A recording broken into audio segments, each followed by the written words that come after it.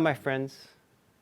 In the first video we have seen the description of the machine, and in the present video I will show you different types of cuts.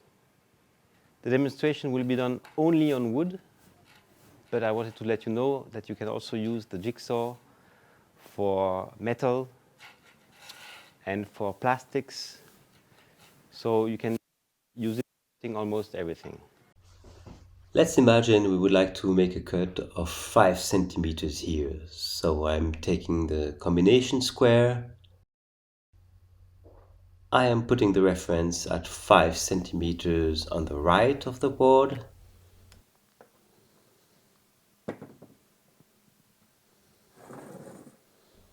Then on the left, 5 centimeters again.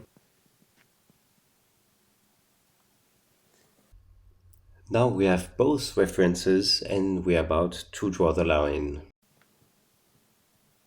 Be careful when you're using such type of piece of wood for making the lines.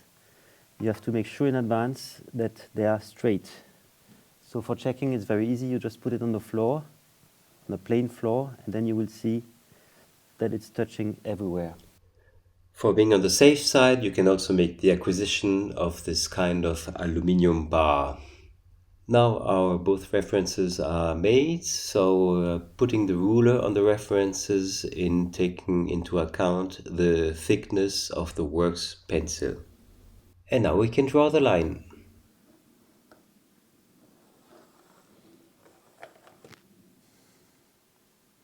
Just a little warning, be very careful about how you're cutting, because you may cut on the side here, meaning you keep the line on the piece, or you cut in the middle, or you cut on the right.